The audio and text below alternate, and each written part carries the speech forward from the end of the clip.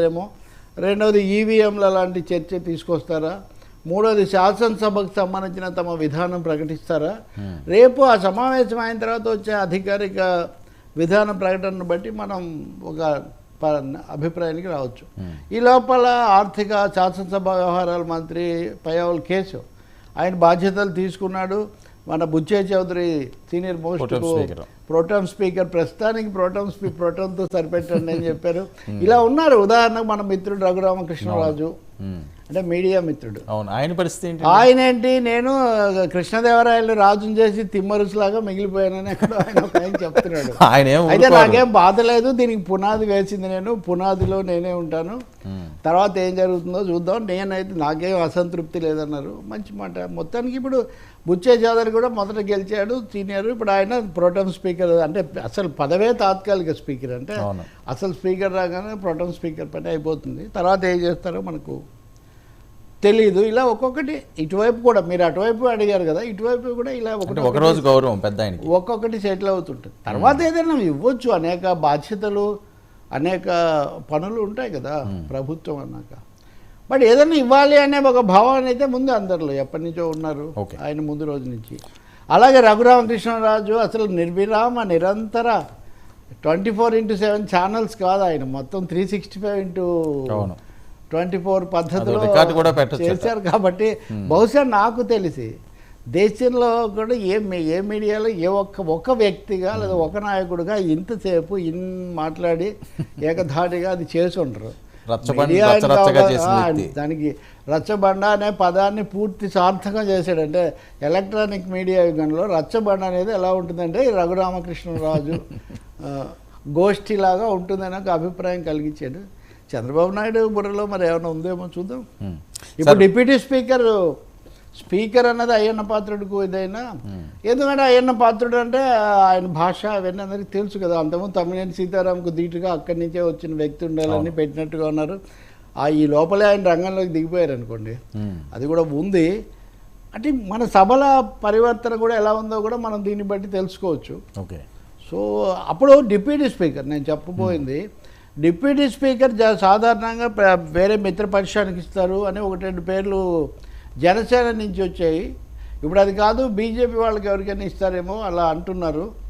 అంటే జనసేనకు తగినంత ప్రాతినిధ్యం గౌరవం లభించాయి కాబట్టి. ఒకవేళ అదే అనుకుంటేలా ఉంటే విష్ణుకుమార్ రాజుకి ఏమన్నా అవకాశం, విష్ణుకుమార్ రాజు కొంచెం గతంలో కూడా ఉన్నారు, చంద్రబాబు సన్నిహితుడిగా ఉండే కొంచెం భరించాడు కాబట్టి ఆయనకు వచ్చే అవకాశం ఉంటుంది. కొంతమంది సుజనా చౌదరి అంటున్నారు కానీ ఆయన క్యారెక్టర్ అవన్నీ, ఆయన ధోరణి, ఆయన నేపథ్యం చూసినప్పుడు స్వభావం బట్టి ఆయన డిప్యూటీ స్పీకర్ కూడా ఒక క్యాబినెట్ హోదాలాగా ఆ ప్రోటోకాల్ అది ఉంటుందా?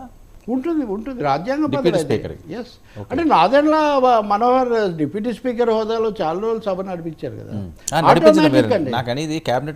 ఆటోమేటిక్ ప్రోటోకాల్ ఉంటుంది. ఇట్స్ రాజ్యాంగ పదవి, అది రాజ్యాంగ పదవి. విప్ కూడా చీఫ్ విప్ ఇవన్నీ సభా సంబంధమైనవన్నీ రాజ్యాంగ పదవులు. ఓకే, వాళ్ళకి అన్నిటికీ క్యాబినెట్ హోదా. ఓకే సార్, మరొక అంశం చాలా ఎక్కువగా 4-5 రోజులు పెట్టి వినిపిస్తున్నది, జగన్ మళ్ళీ ఓదార్పు యాత్ర మొదలు పెడుతున్నారు అని. అది మంచి స్టెప్పా ఈ టైంలో మీకున్న అనుభవం? అంటే 2 విషయాలు, ఏదో ఒకటి చేసి ఆయన మళ్ళీ జనం దగ్గరికి వెళ్ళడం, తమ కార్యకర్తలకు ధైర్యం ఇవ్వడం, అవి అయితే చేయాలి కూడా. ఒక నాయకుడి మీద ఆధారపడి ఉంది. ఈరోజు హిందూలో ఒక స్టోరీ రాశారు. ఉదాహరణకు జగన్ మోడల్ ఆఫ్ గవర్నెన్స్ ఏంటి, ఆయన ఏం చేశారు, ఈ వెల్ఫేర్ స్కీమ్స్ ద్వారా మిడిల్ ఏజ్డ్ ఉమెన్ వరకు ఒక బ్యాంక్ ఎలా నిర్మించారని. కానీ ఎక్కడ ఫెయిల్ అయ్యారు, ఎక్కడ అంటే చాలా సమస్యలు వస్తుంటాయి కదా. అయ్యారు అన్నప్పుడు పొలిటికల్ కనెక్టివిటీ లేకపోవడం అనేది ఇక్కడ ముఖ్యమైనది. జగనే దీనికి సెంట్రల్ పీస్గా ఈ మొత్తం కూడా నిర్మించబడింది. దానికేమో కనెక్టివిటీ లేదు.